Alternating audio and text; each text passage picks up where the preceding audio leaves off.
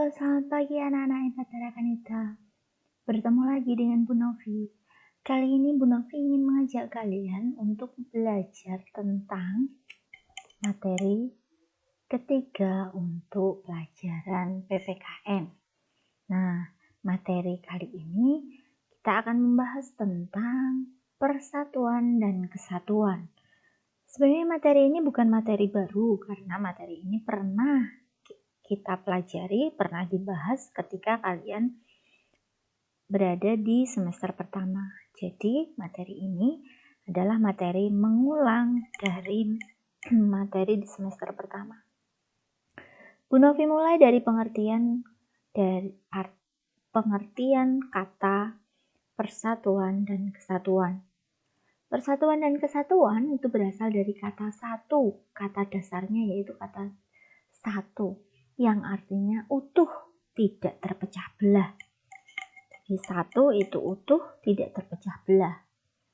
Nah, persatuan dan kesatuan berarti bersatunya beraneka ragam suku bangsa, agama, ras, budaya menjadi satu yang utuh dan serasi. Nah, kita mempunyai semboyan. Apa itu semboyan bangsa Indonesia? Semboyan bangsa Indonesia adalah Bhinneka Tunggal Ika. Bu Novi yakin kalian masih ingat artinya.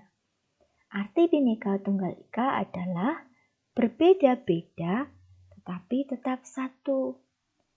Lebih jelasnya adalah meskipun bangsa Indonesia itu terdiri dari banyak perbedaan suku, agama, budaya, ras, tetapi kita tetap satu, yaitu satu bangsa Indonesia.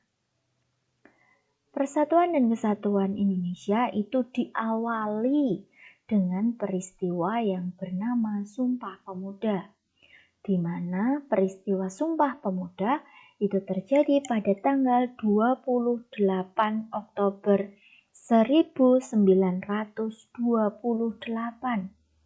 Sumpah Pemuda merupakan tonggak kesadaran para pemuda Indonesia akan pentingnya persatuan dan kesatuan. Para pemuda sadar bahwa untuk mencapai kemerdekaan harus menjalin persatuan dan kesatuan. Sumpah Pemuda sendiri terdiri dari 3 atau isinya ada 3. Yang pertama adalah kami, putra dan putri Indonesia, mengaku bertanah air satu, tanah air Indonesia. Isi yang kedua yaitu kami, putra dan putri Indonesia, mengaku berbangsa satu, bangsa Indonesia. Sedangkan isi yang ketiga yaitu kami, putra dan putri Indonesia, menjunjung bahasa persatuan, bahasa Indonesia. Sumpah Pemuda ini sudah pernah kalian pelajari secara detail di kelas 3. Nah, mengapa kok persatuan dan kesatuan itu penting atau apa manfaatnya? Persatuan dan kesatuan itu memiliki manfaat mulai dari diri kita masing-masing. Manfaatnya apa? Yang pertama adalah dengan dimilikinya atau dengan kita mempunyai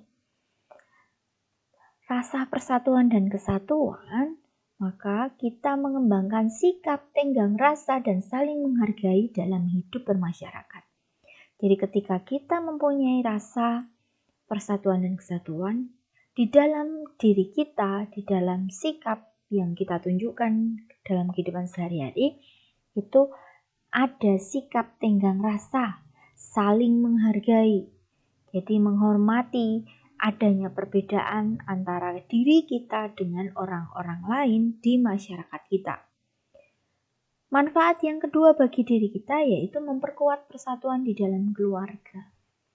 Ketika masing-masing pribadi itu mempunyai rasa persatuan dan kesatuan, mempunyai rasa tenggang rasa, mempunyai rasa menghargai orang lain, maka keluarga kita masing-masing akan semakin kuat, tidak mudah terpecahkan, tidak mudah goyah meskipun berada di dalam permasalahan. yang pelik. Sedangkan manfaat persatuan dan kesatuan bagi masyarakat yang pertama jelas, masyarakat itu menjadi bersatu. Dengan bersatu maka masyarakat menjadi lebih mudah ketika terjadi masalah di dalamnya. Sehingga suasana di masyarakat itu menjadi damai, masyarakatnya menjadi aman dan tentram juga. Semua permasalahan yang ada bisa diselesaikan dengan cara kekeluargaan. Karena apa? Karena rasa persatuan dan kesatuan dari masing-masing pribadi. Yang kedua adalah masyarakat yang bersatu dapat mengatasi konflik dalam masyarakat. Sehingga konflik yang ada itu tidak sampai memecah belah atau membuat masyarakat itu menjadi beberapa kelompok yang berlawanan. Manfaat yang ketiga yaitu dapat menumbuhkan sikap saling menghormati, bekerja sama dan gotong royong dalam masyarakat. Karena mempunyai rasa tenggang rasa menghormati, maka ketika kita bekerja sama dalam masyarakat juga dapat dilakukan dengan hati yang senang dan gembira. Nah, saat Indonesia dijajah oleh bangsa lain, ada Belanda, Jepang, dan lain sebagainya. Itu masa penjajahan itu berlangsung bertahun-tahun, bahkan sampai ratusan tahun. Apakah bangsa Indonesia itu tidak melakukan perlawanan? Melakukan perlawanan. Jadi bangsa Indonesia itu selalu melakukan perlawanan. Hanya sekian ratus tahun itu perlawanan Indonesia itu mengalami kegagalan. Mengapa mengalami kegagalan? Ada beberapa penyebab yang bisa menyebabkan kegagalan perlawanan dari Indonesia. Yang pertama adalah bangsa Indonesia itu kalah dalam persenjataan dibandingkan dengan bangsa yang menjajah negeri ini. Yang kedua adalah politik adu domba. Politik adu domba ini dilakukan oleh para penjajah. Jadi sesama bangsa Indonesia diadu domba sehingga saling bertengkar, saling berselisih. Ketika kita berselisih dengan sesama bangsa Indonesia, maka bangsa penjajah itu merasa senang karena mereka bebas menjajah negeri Indonesia. Sedangkan alasan yang ketiga adalah perjuangan yang dilakukan bangsa Indonesia masih bersifat kedaerahan, atau artinya perlawanan itu hanya dilakukan di daerah tertentu saja, tidak serempak, karena memang rasa persatuan dan kesatuan itu belum kuat adanya. Berikut beberapa tokoh pergerakan nasional yang berjasa ketika bangsa Indonesia itu mengalami masa penjajahan. Bu Novi hanya akan menyebutkan 4 saja di antaranya, nanti kalian bisa mempelajari sendiri untuk tokoh-tokoh yang lain. Yang pertama adalah R.A. Kartini atau Raden Ajeng Kartini. Beliau itu memperjuangkan kebebasan dan persamaan hak wanita hingga akhirnya berdiri Sekolah Kartini. Yang kedua adalah Dewi Sartika, di mana beliau ini berjasa karena mendirikan sekolah khusus untuk wanita. Yang ketiga adalah Ki Hajar Dewantoro yang memperjuangkan pendidikan untuk anak-anak pribumi, anak-anak Indonesia. Caranya hampir sama dengan Dewi Sartika, yaitu mendirikan sekolah. Tetapi sekolah yang didirikan oleh Ki Hajar Dewantoro tidak hanya untuk wanita. Sedangkan yang keempat adalah Douwes Dekker. Beliau memperjuangkan kemerdekaan Indonesia melalui organisasi Indische Parties bersama Dr. Cipto Mangunkusumo dan Ki Hajar Dewantoro. Itu tadi 4 tokoh pergerakan nasional yang berjasa ketika Indonesia berada dalam masa penjajahan. Nah, berikut Bu Novi sampaikan juga beberapa contoh perilaku yang mencerminkan perwujudan persatuan dan kesatuan. Nah, Bu Novi mulai dari lingkungan keluarga. Contoh perilaku yang mencerminkan perwujudan persatuan dan kesatuan di lingkungan keluarga yang pertama adalah saling mencintai sesama anggota keluarga. Sekali lagi, saling mencintai bukan berarti hanya mengatakan saya mencintai ibu, saya mencintai bapak, saya mencintai kakak saya mencintai adik saya. Tidak seperti itu. Tetapi diwujudkan dalam tindakan yang kamu lakukan sehari-hari.